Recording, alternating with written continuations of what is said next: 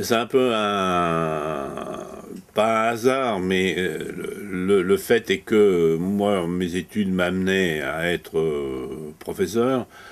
Professeur, je l'ai été pendant un mois en remplacement, parce que j'étais pion dans un lycée et malheureusement, un prof d'anglais s'était tué en voiture pour les vacances de Pâques, donc ils ont fait appel à trois pions qui faisaient des études d'anglais. Et je me suis rendu compte que j'étais pas fait pour ça, que j'aimais pas ça. Et donc j'ai cherché une voie de sortie. La voie de sortie, ça a été d'ouvrir une librairie, Troisième œil, rue de Montaulan, qui était spécialisée, alors c'est une bouquinerie plutôt, il n'y avait pas de livres neufs, qui était spécialisée en trois domaines que j'aimais beaucoup, qui étaient justement le roman policier, la science-fiction et le cinéma. Et bien ça s'est transformé du coup que dans cette librairie, d'ailleurs de rien, puisque c'était la première, c'était en 1973, qui était ouverte. J'y gagnais pas ma vie, mais un certain nombre d'auteurs de romans policiers se sont manifestés et venaient passer l'après-midi à la boutique. Ça a créé des liens.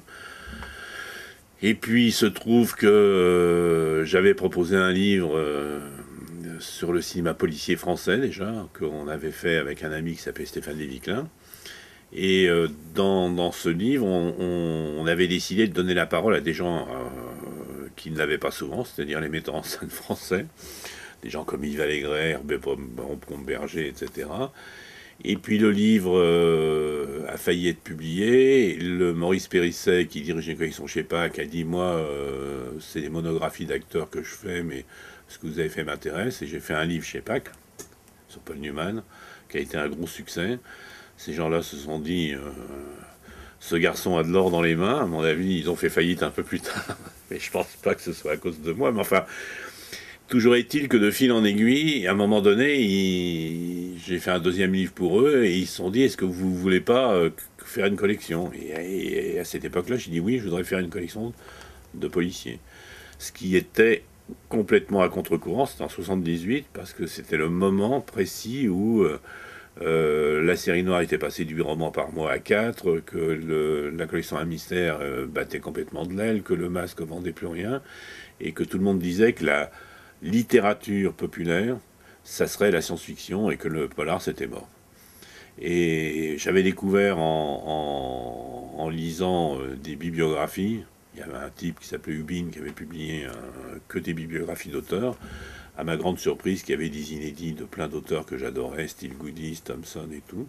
Et donc je leur ai dit, c'est pas vrai, le policier est pas mort, simplement les gens ont cessé d'en publier en France, c'est ridicule, et il faut faire une collection.